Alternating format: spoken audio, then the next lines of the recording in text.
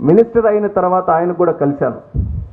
తెలంగాణలో ఒకే ఒక్క ఎయిర్పోర్ట్ ఉంది, మిగిలినటువంటి ఎయిర్పోర్ట్లు మనం డెవలప్ చేయాలనంటే ఏంటని అన్నప్పుడు ఆయన ఎంతో కాలం నుంచి ప్రతి ఒక్క లొకేషను, ప్రతి ఒక్క ఎయిర్పోర్ట్కి సంబంధించి ఆయన ఎంతో కూలంకషంగా ముందు నుంచి స్టడీ చేశారు. ఆయన కూడా ఎన్నో కార్యక్రమాలు చేశారు. కాబట్టి అది మొత్తం మీద కూడా ఒక గైడెన్స్ ఇచ్చి, నువ్వు ఖచ్చితంగా ఏ స్టెప్ తీసుకున్నా మా రాష్ట్రం తాలూకుది మా అందరి సహకారం ఉంటుంది, మనం తెలంగాణలో కూడా అధికంగా ఎయిర్పోర్ట్లు ఏర్పాటు చేయాలని నిరంతరం కూడా కిషన్ అన్న కూడా మాకు ఎప్పుడూ గైడ్ చేస్తూనే వచ్చారు. వీళ్ళందరి తాలూకా ప్రోత్సాహంతో ప్రధానమంత్రి గారు ఆయన ఇస్తున్నటువంటి మార్గదర్శకత్వంతో ఎట్టి పరిస్థితుల్లో ఇక్కడ ఎయిర్పోర్ట్లని ఏర్పాటు చేయాలని ఒక బలమైనటువంటి సంకల్పంతో ముందుకు నడిచాం. ఈరోజు 8 నెలల్లోనే దాన్ని ఒక స్థాయికి తీసుకొని వచ్చి వరంగల్ ఎయిర్పోర్ట్కి ఏదైతే సెంట్రల్ గవర్నమెంట్ నుంచి క్లియరెన్స్ ఎంతో కాలం నుంచి పెండింగ్ ఉందో దాన్ని కూడా ఈరోజు పూర్తి చేయడం జరిగింది. క్లియరెన్స్ సెంట్రల్ గవర్నమెంట్ ఇచ్చింది కదా, ఎందుకు ఇన్ని సంవత్సరాలు పట్టిందని అనుకోవచ్చు.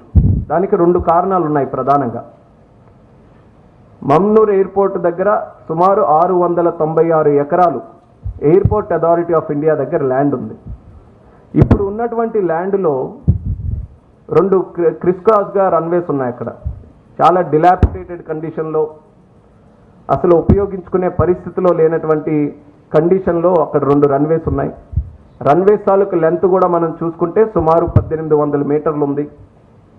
మనం ఆపరేషన్స్ ఎయిర్ బస్ లాంటివి ఫ్లైట్స్ కానీ నేరో బాడీ ఫ్లైట్స్ అక్కడ నుంచి ఆపరేట్ చేయాలంటే సుమారు 2800 మీటర్ల రన్వే మనం తయారు చేసుకోవాలి.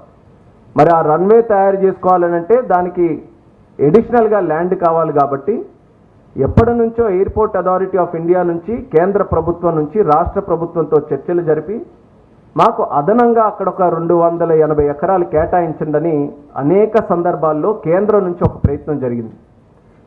కిషన్ అన్న చెప్పినప్పుడు గతంలో ఇదే సివిల్ ఏవియేషన్కి మంత్రిగా జ్యోతిరాదిత్య సింధియా గారు ఉంటే కిషన్ అన్న తాలూకా ప్రోత్సాహంతో ఆయన కూడా సంప్రదింపులు జరిపి అప్పుడున్నటువంటి రాష్ట్ర ప్రభుత్వంతో ఈ ల్యాండ్ ఎట్టి పరిస్థితుల్లో కేటాయించండి, ఇప్పటికైనా ఉడాన్ స్కీమ్ ఉంది కదా, ఉడాన్ స్కీమ్లో పెట్టైనా సరే ఇక్కడ వరంగల్లో ఎయిర్పోర్ట్ నిర్మిద్దామని అప్పుడు కూడా ఒక ప్రయత్నం చేశారు. కానీ ఎక్కడా కూడా రాష్ట్ర ప్రభుత్వం నుంచి సరైనటువంటి సహకారం కదలిక లేనందువల్ల అది ఇంతవరకు పెండింగ్ ఉంది. ల్యాండ్ ఒక సమస్య అయితే మరొక సమస్య, ఇక్కడ ఉన్నటువంటి శంషాబాద్ ఎయిర్పోర్ట్కి 150 కిలోమీటర్ల లోపలే ఈ యొక్క వరంగల్ ఎయిర్పోర్ట్ వస్తుందన్న ఆలోచనతో వీళ్ళు కూడా నో అబ్జెక్షన్ సర్టిఫికేట్ ఇవ్వాల్సినటువంటి అవసరం ఉంది. అది కూడా అలా పెండింగ్ ఉంది. దానికి సంబంధించి ప్రయత్నాలు జరగలేదు. మళ్ళీ ఎన్డీఏ ప్రభుత్వం చిత్తశుద్ధితో ఇది ఎట్టి పరిస్థితుల్లో పూర్తి చేయాలని ఒక పక్కన హైదరాబాద్ ఎయిర్పోర్ట్ నుంచి ఎన్ఓసి తీసుకొని రాష్ట్ర ప్రభుత్వానికి కూడా మళ్ళీ రిక్వెస్ట్ చేసి ఈ యొక్క ల్యాండ్ ఎక్విజిషన్ మీద స్ట్రెస్ చేసిన తర్వాత రాష్ట్ర ప్రభుత్వం కూడా దానికి అంగీకరిస్తూ ఒక జియో నవంబర్లో కూడా రిలీజ్ చేశారు. సుమారు 280 ఎకరాలు అదనంగా ఏదైతే ల్యాండ్ ఎక్విజిషన్ కావాల్సినటువంటి అవసరం ఉందో దానికి కూడా ఉత్తర్వులు జారీ చేశారు.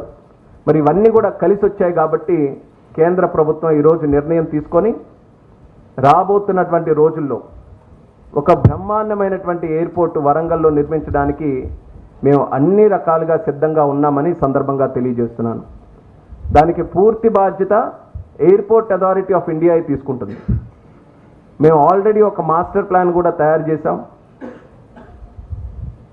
మొత్తం ల్యాండ్ ఏదైతే అడిషనల్ ల్యాండ్ కూడా ఉందో ల్యాండ్ ఎక్విజిషన్ చేసిన తర్వాత ఎయిర్పోర్ట్ అథారిటీ ఆఫ్ ఇండియాకి అప్పచెప్తే ఆ మాస్టర్ ప్లాన్కి అనుగుణంగా నేరో బాడీ ఎయిర్ బస్సులు అక్కడ ఆపరేట్ చేసే విధంగా రన్వేని కూడా ఏర్పాటు చేసి బ్రహ్మాండమైనటువంటి terminal building, airport terminal building కూడా వరంగల్ ప్రాంతంలో ఉన్నటువంటి ఆ యొక్క చరిత్ర, అక్కడ ఉన్నటువంటి కల్చర్ని, హెరిటేజ్ని అంతటిని కూడా ఇంక్లూడ్ చేస్తూ ఒక చక్కనైన టెర్మినల్ బిల్డింగ్ కూడా అక్కడ ఏర్పాటు చేయాలని మా వంతుగా ఒక ప్లానింగ్ కూడా రెడీ చేశాం. మరి వీలైనంత త్వరగా రాష్ట్ర ప్రభుత్వం ఏ చొరవ అయితే చూపిస్తుందో అదే రకంగా ల్యాండ్ ఎక్విజిషన్ కూడా ఎంత తొందరగా చేసి ఆ యొక్క ల్యాండ్ను కూడా ఎయిర్పోర్ట్ అథారిటీ ఆఫ్ ఇండియాకి అప్పచెప్తే కార్యక్రమాలు కూడా వెనువెంటనే ప్రారంభించడానికి కూడా మేము సిద్ధంగా ఉన్నామని సందర్భంగా తెలియజేస్తున్నాం. ఎన్డీఏ ప్రభుత్వం తాలూకా చిత్తశుద్ధిది, ప్రజలకి మంచి చేయాలి, ప్రజలకి డెవలప్మెంట్ చేయాలి అని గత 10 సంవత్సరాలుగా నరేంద్ర మోదీ గారి తాలూకా సంకల్పం ఏదైతే ఉందో అది ఈరోజు ఈ యొక్క కార్యక్రమానికి మాకు స్ఫూర్తినిచ్చిందని కూడా ఈ సందర్భంగా తెలియజేస్తున్నాను. అలాగే మరొక ఎయిర్పోర్ట్ భద్రాద్రి కొత్తగూడెం దగ్గర ఉన్నటువంటి ఎయిర్పోర్ట్ గతంలో ఒక సైట్ దానికి సంబంధించి రాష్ట్ర ప్రభుత్వం సూచించింది. దానికి సంబంధించినటువంటి ఫీజిబిలిటీ స్టడీ అప్పుడు చేశాం. కానీ అక్కడ ఉన్నటువంటి హిల్స్ వల్ల అక్కడ ఉన్నటువంటి జాగ్రఫికల్ స్ట్రక్చర్స్ వల్ల అది ఫీజిబుల్గా లేదు అని తెలియజేసిన తర్వాత మళ్ళీ ఆల్టర్నేట్గా ఇంకో సైట్ చూపించారు. ఆ సైట్కి కూడా మొన్న 23 జనవరి ఈ యొక్క సంవత్సరంలోనే దానికి ఫీజిబిలిటీ స్టడీ చేయడానికి మళ్ళీ మా ఎయిర్పోర్ట్ అథారిటీ టీంని పంపించాం. ఫీజిబిలిటీ స్టడీ చేసిన తర్వాత కొన్ని రిమార్క్స్ వాళ్ళు తెలియజేశారు. ఇండియన్ మెట్రలాజికల్ డిపార్ట్మెంట్ నుంచి ఆ యొక్క ప్రాంతానికి సంబంధించి కొంత డేటా కావాలని స్టేట్ గవర్నమెంట్ కూడా మేము సూచించాం. ఆ డేటా అంతా కూడా వచ్చిన తర్వాత ఫీజిబిలిటీ మీద నిర్ణయం తీసుకొని అక్కడ కూడా ఎయిర్పోర్ట్ని ఏర్పాటు చేయడానికి ఏదైతే రాష్ట్ర ప్రభుత్వం సూచించినటువంటి ప్రాంతం ఉందో అది కానీ ఫీజిబుల్గా ఉంటే ఖచ్చితంగా అక్కడ కూడా మరొక ఎయిర్పోర్ట్ ఏర్పాటు చేయడానికి కేంద్ర ప్రభుత్వం తరఫున సిద్ధంగా ఉన్నామని కూడా ఈ సందర్భంగా తెలియజేస్తున్నాం. ఈరోజు మీరు చూస్తే దేశంలో చిన్న చిన్న నగరాలు చిన్న చిన్న ప్రాంతాలు కూడా ఎయిర్పోర్ట్ కోసం డిమాండ్ చేస్తున్నాయి. గతంలో అయితే రాష్ట్రానికి ఒక ఎయిర్పోర్ట్గా ఉండేది. ఎక్కడ ప్రధాన నగరం ఉందో ఎక్కడైతే రాజధాని ఉందో అక్కడ నుంచి ఒక ఎయిర్పోర్ట్ ఉండాలనేది ఒక నానుడిగా ఉండేది.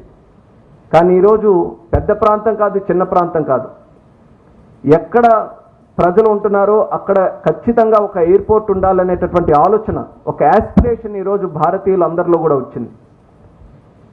సుమారు 543 మంది ఎంపీలు ఉంటే దేశవ్యాప్తంగా ఏ ఎంపీ నాకు కలిసి వచ్చినప్పుడు పార్లమెంట్లో కలుస్తున్నా సరే ప్రతి ఒక్కరు కూడా మా ప్రాంతంలో ఉన్న ఎయిర్పోర్ట్ని డెవలప్ చేయండి, పెద్దది చేయండి, లేకపోతే మళ్ళీ అక్కడ ఒక ఎయిర్పోర్ట్నైనా ఏర్పాటు చేయండి అని ప్రతి ఒక్కరు కూడా డిమాండ్ చేసే పరిస్థితిలో ఉన్నారు. దీనికి కారణం ఏంటంటే కేవలం అందరూ ఫ్లైట్లో తిరగాలనే ఆలోచనే కాదు, ఒక ఎయిర్పోర్ట్ కానీ ఒక ప్రాంతానికి తీసుకొని వస్తే దాని తాలూకా ప్రభావం ఆ డెవలప్మెంట్ ఆ ఏరియా మీద ఏ రకంగా ఉంటుందో ఒక్కసారి మనం అందరం తెలుసుకోవాలి. రియల్ ఎస్టేట్ డెవలప్మెంట్ కానీ పర్యాటక రంగం కానీ జాబ్ క్రియేషన్ కానీ లేకపోతే ఎకనామిక్ యాక్టివిటీ కానీ మ్యానుఫ్యాక్చరింగ్ సెక్టర్ కానీ ఇలా ఏ రంగం తీసుకున్న ఒక్క ఎయిర్పోర్ట్ అనే పేరుతో ఒక దగ్గర ఎక్కడైనా మనం ఒక నిర్ణయం తీసుకుంటే ఆ ప్రాంతం తాలూకా రూపురేఖలే ఈరోజు మారిపోయే పరిస్థితికి వస్తుంది. ఆ శక్తి ఒక ఎయిర్పోర్ట్కి ఈరోజు ఉంది. అది ప్రజలు కానీ నాయకులు కానీ ప్రభుత్వాలు కానీ ఇవన్నీ కూడా గుర్తించి